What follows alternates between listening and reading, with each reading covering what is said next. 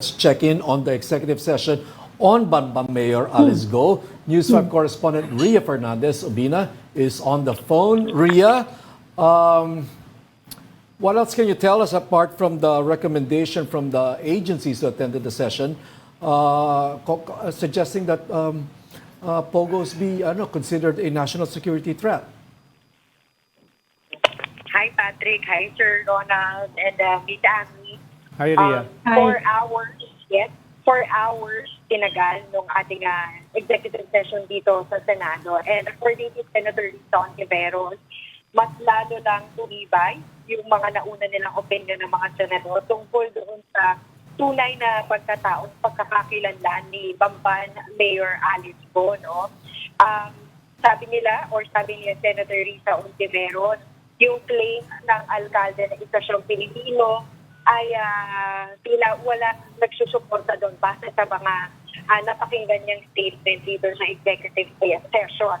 At bukod dito, mas lalo rin daw tumibay yung kanilang opinion pagdating naman sa alleged ties ng alkalde sa Pogo Hub na narin sa Banban, Carla.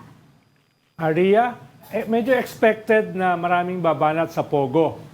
At saka kay Mayor Alice Go. Meron bang nagdepensa sa Pogo or kay Mayor Alice Go dyan sa hearing na yan? Sir, limitado lang yung impormasyon na naibahagi sa atin ni Senator Risa Ontiveros dahil closed door yung naging executive session. Well, essentially, that is the purpose of the executive session para mas maging komportable yung mga resource person na maibahagi yung nalalaman nila tungkol sa sitwasyon ng Pogo. But basically, ang pinaka ng executive session, mas naalarma daw si Senator Risa Ontiveros sa mga natuklasan niya tungkol dito sa Pogo. No? Kaya nga ang kanyang pakiusap, base na rin sa pagkakasundo nilang lahat na nasa executive session, ay iakyat na ng National Security Council kay Pangulong Bongbong Marcos ang rekomendasyon na tuluyan ang paalisin ng mga Pogo sa bansa dahil isa itong national security threat. Okay, I find it strange, Ria, Ria, I understand. Kaya nag-executive session dahil may issue about money laundering. Ano yung napag-usapan na in that aspect? Miss Amy, regarding doon sa money laundering, no? Kasi kung matatandaan nyo doon sa mga previous hearing, nasiwalat doon na dalawa sa mga naging kasosyo ni suspended Mayor Go ay konektado o sangkot sa pinakamalaking money laundering scam sa Singapore. Ang sabi sa atin ni Senator Risa Ontiveros, kailangan niya pa ng at least isang briefing kasama ang Anti-Money Laundering Council para mas mabusisi pa itong stream flow, illegal revenue flow ng pera dahil napansin nga nila o napunan nila na malaki yung perang na ipasok ng Zone 1 sa Pilipinas. So gusto niyang ma-trace yun. Tinanong natin kung kailan yon mangyayari, hindi pa niya alam. And i-determine din niya kung close door ulit to o ipapublicize nila itong briefing with AMLAC. Patrick, di ba kayo natutuwa dito sa mga executive session ng Senate, which was supposed to be secret? No? Sa Pilipinas kasi, nothing is secret. meron lalabas. Lalo na, baka nandyan yung mga tika-politiko. No? Usually, meron silang leak dyan muntik silang mapatawag sa hearing dyan sa Senate dahil may mga leak sila about executive sessions. Okay, pag sinabi kasing executive session, Ria, closed door ito. So I wonder, how did we get this information regarding POGOs being considered or seen by the National Security Council as a security threat? Yung information na yan ay nanggaling mismo doon sa hepe ng komite, doon sa nanguna sa executive session na si Senator Risa Ontiveros. Okay. So, ang sabi lang niya, parang mas na-strengthen niya yung kanilang mga information regarding Pogo na nagagamit din sa krimen at yun nga yung sa money laundering. No? Kaya nga, it's high time. Aside from money laundering, cybercrime at saka doon sa national security issue. No? So kaya it's high time na raw para itago ang mga Pogo bilang national security threat. And kasi sa Senado daw po, meron ng committee report, no? Pero ang nakikita fastest course of action ni Senator Risa Ontiveros ay yung kilos magmumula na sa executive branch ng government. So, kumbaga, the ball is already in the hands of the President. Total, nabanggit na naman daw niya ng maraming beses dito sa Pangulo. So, maganda daw na i-raise na o sabihin na ng direkta ng National Security Council, i-recommenda na isang national security threat ang mga pogo sa bansa. Okay, I understand, Rhea, that the Mayor Go, was not invited dun sa closed-door meeting, pero her lawyer went to the Senate. For what purpose was this? That is correct.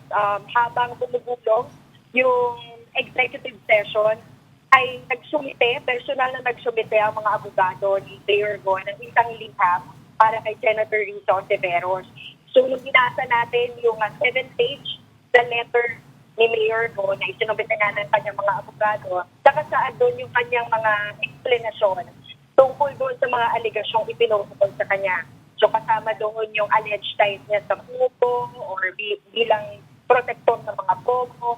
Kasama rin doon yung kanyang pagkatao, nationality, and even yung sinasabing tunay niyang nanay na si Wendy Ling na sinasabi niya base sa sulat niya kay Senator Risa na kinakasama lang at business partner ng tatay niya dahil naninindigan siya na base doon sa birth certificate niya, ang nanay niya ay si Amelia Leal at isa siyang Pilipino. So, kumbaga kung ano yung mga narinig natin sa pagdinig, sa nakaraang pagdinig, isinulat lang niya in detail sa liham. We have some information here, Rhea, that yung tatay ni Alice Go at saka yung nanay niya are no longer in the country.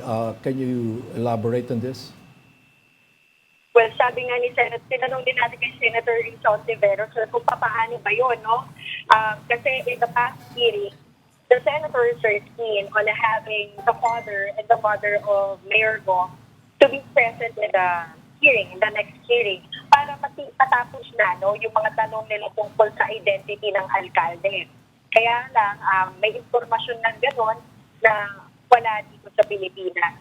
Yung tatay ni Mayor Go and yung nanay nga, alleged nanay ni Mayor Go. Pero sabi niya, Senator, magandang makadalo sila sa pagdinig para once and for all yung mga tanong nila regarding Mayor Alice Go ay matugunan na o masagot na. Okay, Rhea, aside from the Yung national... invitation was sent to the mayor, hindi ba? Did she not show up o authorized ba? Okay ba sa Senate na ang pinadala na lang niya abogado niya? Pwede bang sabihin na she snubbed the hearing? Miss Abby, dito sa executive session, we personally asked Senator Risa if invited si Mayor Go. Ang sabi niya sa atin, hindi daw. So, tami yung mga law enforcement agencies lang yung dumalo dito sa executive session kasi nga gusto niyang mas maging komportable, mas makalsal o mahupay yung mga dapat ipayin tungkol sa tunay na sitwasyon ng mga pogo sa bansa. For Mayor Go, she will be invited again to face the Senate hearing sa mga susunod na pagdinig. It's just that kailangan daw muna magkaroon ng briefing with AMLAC bago mangyari yung pagpapatuloy ng mga public hearing. Okay, maraming salamat, Rhea Fernandez.